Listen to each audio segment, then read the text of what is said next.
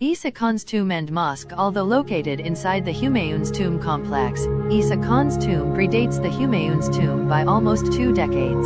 Isa Khan Nazid, 1453–1548, was a nobleman in the courts of Sher Shah Suri and his son Islam Shah Suri. Coming from an Afghan origin, Isa Khan Nizamuddin belonged to the same lineage as the Lodhis and also served as a nobleman in the courts of Ibrahim Lodhi. With Sher Shah Suri overthrowing Humayun, 1540, and declaring himself the Emperor of India, the Afghans were back again in power. Sher Shah awarded his most trusted lieutenant Isa Khan with the title Azam-e Humayun and also gave him the governorship of Multan. Even after Sher Shah's death in 1545, Isa Khan continued to serve under his son and successor Islam Shah Suri. Isa Khan decided to build himself a tomb, and it was constructed within his lifetime, during 1547–48. He died a few months later in the same year and was laid to rest in the magnificent octagonal tomb. The octagonal tomb of Isa Khan is located at the center of an octagonal complex and is surrounded by a sunken garden, the first of its kind in the whole of India. The recently discovered sunken garden, surrounding the Isa Khan's tomb, predates the famed gardens that Mughals built and popularized.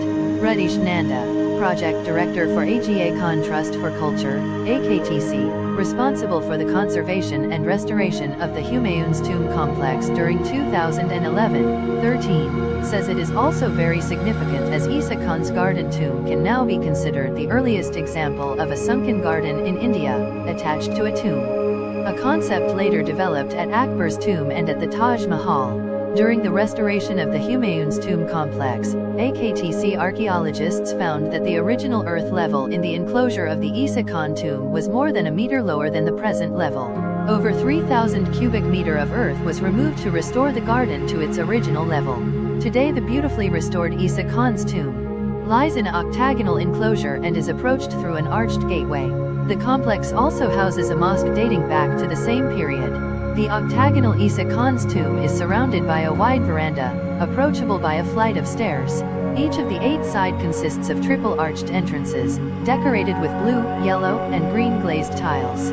Each corner of the octagon is marked with slender tapering pillars rising above the roof and giving it a minaret-like appearance.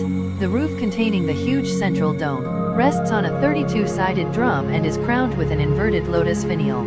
The roof also contains 8 chatris on each of the 8 sides. The interior contains 6 graves, but it is difficult to spot the grave of Isa Khan and nothing much is known about the occupant of the other 5 graves. The 7 of the 8 walls contains intricate lattice stone work, jalis, but the western wall contains a mihrab. The walls contain fresco works, but the highlight of the interiors of Isa Khan's tomb is the circular fresco on the ceiling. The fresco, with its unique combination of multicolored florals and geometric patterns, coupled with calligraphy, have added a gorgeous, radiant glow to the once leaky and damp ceiling. On the western end of the Isa Khan's tomb complex is a small mosque. The mosque is as old as the tomb and is approached through 3 arched entrances. Each of the arch is decorated with glazed tiles of blue, green, and yellow, along with floral and geometric patterns and calligraphy. The central arch is larger than the 2 side arches and is much more grand and is flanked by red sandstone. The central arch leads to a central chamber with an elaborately decorated mihrab on the western wall. The central chamber is crowned with a large dome. The dome is flanked on both sides by chatris. Although Isa Khan's tomb is located within the famed Humayun's tomb complex, it is definitely worth some time as it provides an insight into the pre-Mughal architecture.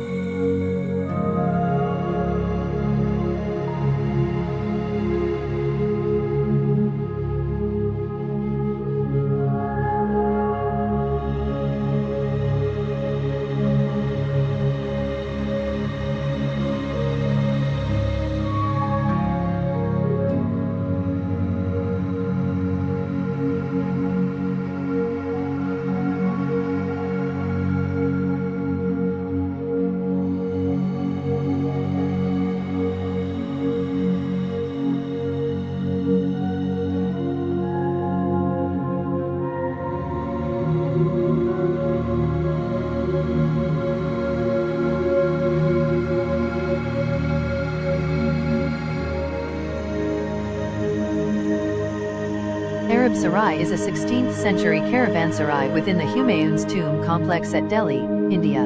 It is said to have been built by Mughal Emperor Humayun's widow Haji Begum. Mughal Emperor Humayun's widow Haji Begum built this sarai in 1560 to shelter 300 Arab mullahs whom she was taking with her during her Hajj to Mecca. The word Arab in the title is a misnomer, as this building was built for the Persian craftsmen and workers who built the Humayun's tomb.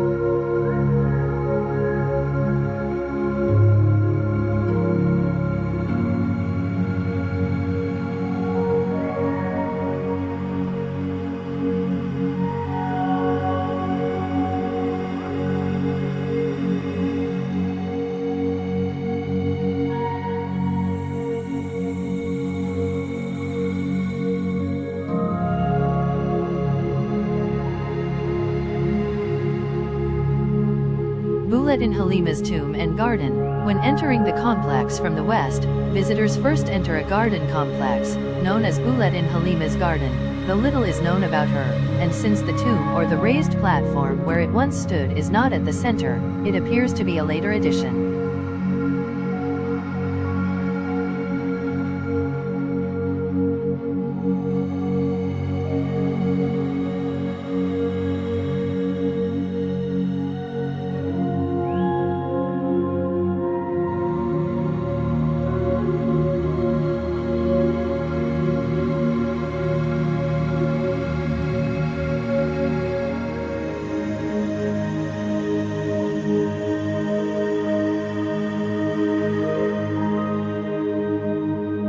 While the main tomb took over 8 years to build, it was also placed in center of a 30-acre, 120,000 square meters, charbagh, a Persian-style garden with a quadrilateral layout. It was the first of its kind in South Asia on such a scale. The highly geometrical and enclosed paradise garden is divided into 4 squares by paved walkways, kayabans, and 2 bisecting central water channels, reflecting the 4 rivers that flow in Jannat, the Islamic concept of paradise. Each of the 4 square is further divided into 8 smaller gardens with pathways, creating 32 miniature gardens in all, with the mausoleum in the center, a design typical of later Mughal gardens. The central water channels appear to be disappearing beneath the tomb structure and reappearing on the other side in a straight line, suggesting a Quranic verse which talks of rivers flowing beneath the Garden of Paradise.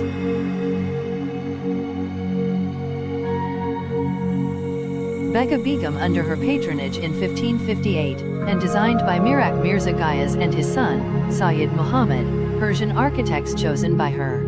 It was the first garden tomb on the Indian subcontinent, and is located in Nizamuddin East, Delhi, India, close to the Dinapana citadel, also known as Purana Kila, Old Fort, that Humayun found in 1538. It was also the first structure to use red sandstone at such a scale. The tomb was declared a UNESCO World Heritage Site in 1993, and since then has undergone extensive restoration work, which is complete. Besides the main tomb enclosure of Humayun, several smaller monuments dot the pathway leading up to it, from the main entrance in the west, including one that even predates the main tomb itself. By 20 years, it is the tomb complex of Isa Khan Nizi, an Afghan noble in Sher Shah Suri's court of the Suri dynasty, who fought against the Mughals, constructed in 1547 CE. The complex encompasses the main tomb of the Emperor Humayun, which houses the graves of Empress Bega Begum, Hamida Begum, and also Dara Shikoh, great-great-grandson of Humayun and son of the later Emperor Shah Jahan, as well as numerous other subsequent Mughals, including Emperor Jahandar Shah, Farrukh Siyar, Rafi Uldarjat, Rafi Udidalit, Muhammad Kembakshar and Alamgir II. It represented a leap in Mughal architecture, and together with its accomplished charbagh garden, typical of Persian gardens, but never seen before in India, it set a precedent for subsequent Mughal architecture. It is seen as a clear departure from the fairly modest mausoleum of his father, the first Mughal emperor, Babur, called Baghi Babur, Gardens of Babur, in Kabul, Afghanistan. though the latter was the first emperor to start the tradition of being buried in a paradise garden. Modeled on Guri Amir, the tomb of his ancestor and Asia's conqueror Timur in Samarkand, it created a precedent for future Mughal architecture of royal mausolea, which reached its zenith with the Taj Mahal at Agra.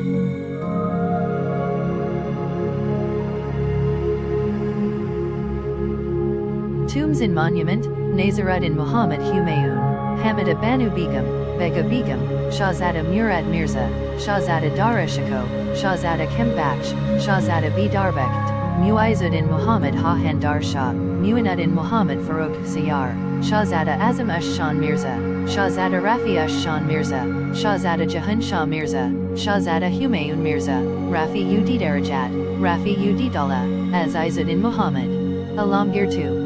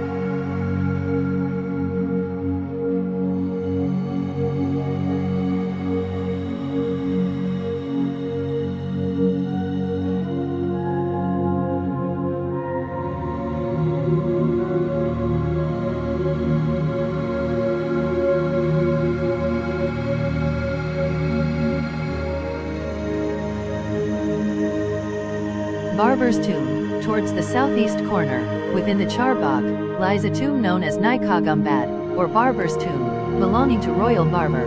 It is datable to 1590 to 91 CE, through an inscription found inside. Its proximity to the main tomb and the fact that it is the only other structure within the main tomb complex suggests its importance. However, there are no inscriptions suggesting as to who is interred therein. The name Barber's tomb is the local name of the structure, hence still in use. The tomb stands on a raised platform, reached by 7 steps from the south.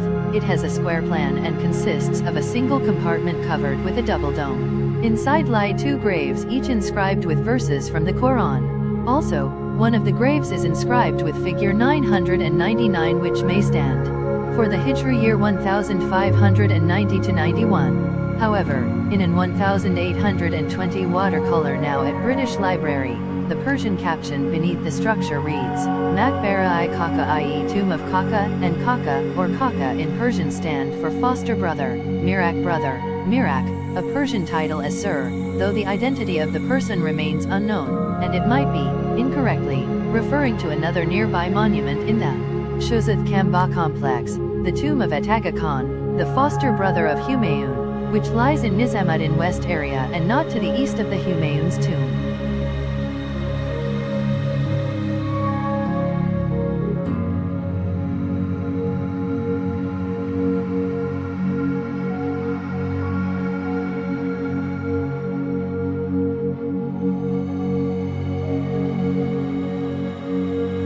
Nila Gumbad, standing outside the boundary of the complex, is the tomb known as Nila Burj, now known as Nila Gumbad, or Blue Dome, so called because it carries striking blue glazed tiles.